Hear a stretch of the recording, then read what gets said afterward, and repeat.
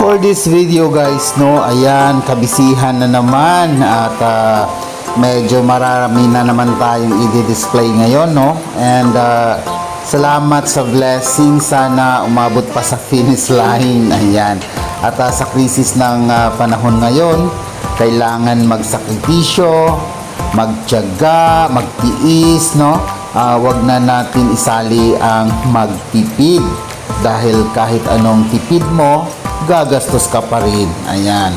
At sa hirap ng panahon ngayon guys, no, walang makakapagsabi kung ano ang hinaharap at haharapin mo pa sa buhay. At lalo may pinag-aaral ka pa, no? Lahat ng kita mo sa pagsisikap araw-araw ay may pinagkalalaanan ka, no?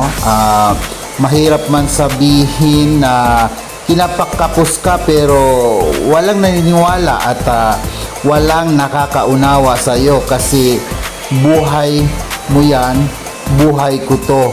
Ayan. Pero nagpapasalamat pa rin ako sa mga nakaunawa sa akin, no? Sa aking sponsor, salamat sa iyo. Hindi ko batid kung gaano kasaya na naibsan man lang ang aking kunting problema, no, na aking nararanasan at pinagdadaanan sa ngayon. Naway makasurvive hanggang makatapos ang aking anak, no, at salamat ng marami, no. Doon masaya na tayo lahat. Marami pa tayong pwedeng tulungan pag nakabawi na ako, no.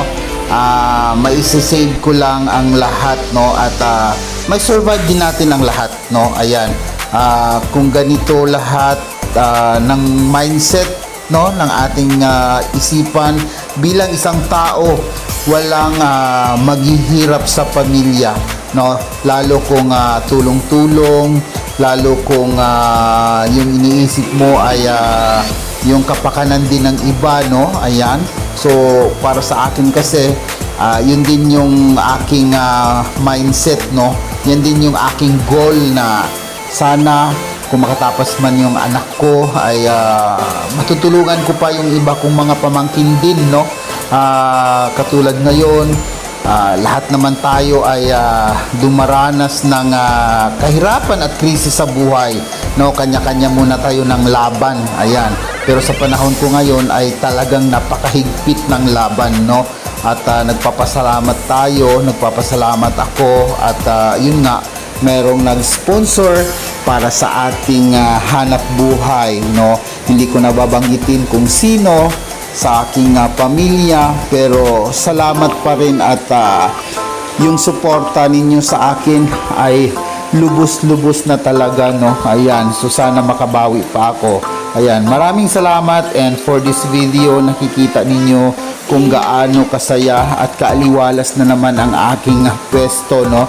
At medyo dumidilim-dilim na naman siya. Ayan, salamat. Sana marami pang sponsor na darating, no?